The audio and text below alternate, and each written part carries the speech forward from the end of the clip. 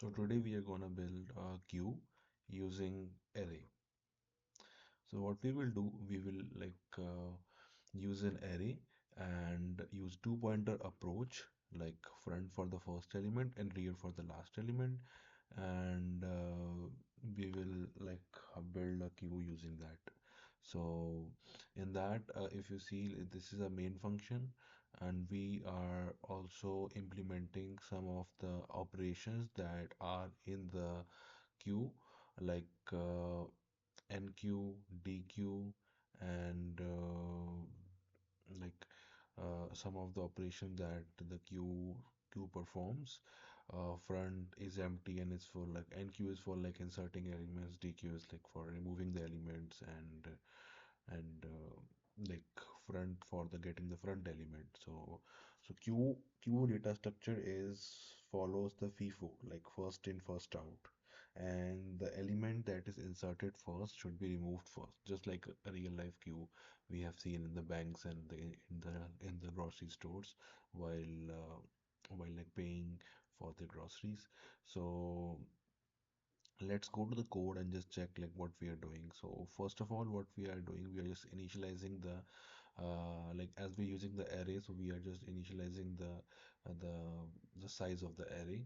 And also what we are doing, we are just initializing the front and rear by -1, like the first and last element. In an array we maintain two indices like front and rear, and insertion happens from the rear and the deletion happens from the front. So let's move to the logic of NQ. What we are doing, we are just checking the overflow.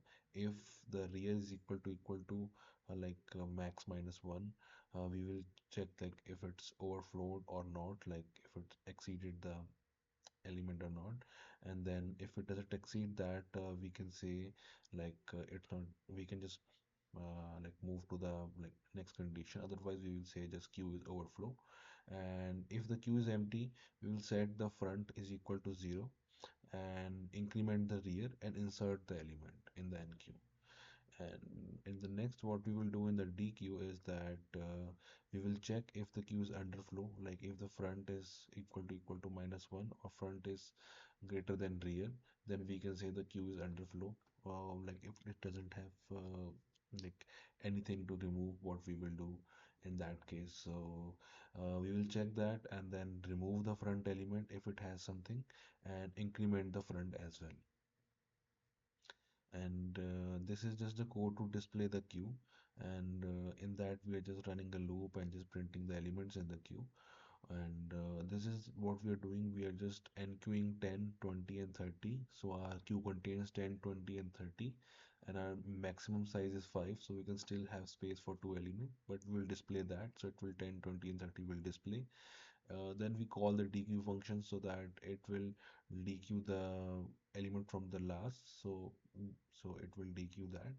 And supposedly like we are removing like 10, and like front is equal to 1, so the remaining element is 20.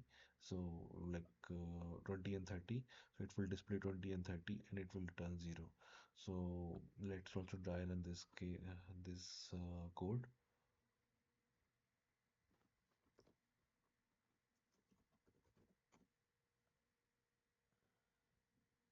So here we can clearly see that it will 10 is dequeued and 20 and 30 will be left as discussed. So the both of the operation will take like both of the DQ and NQ will take O of one time, and space-time complexity is O of n. And we can also solve the wastage of space problem by using the circular queue. Hopefully we will discuss in the future videos.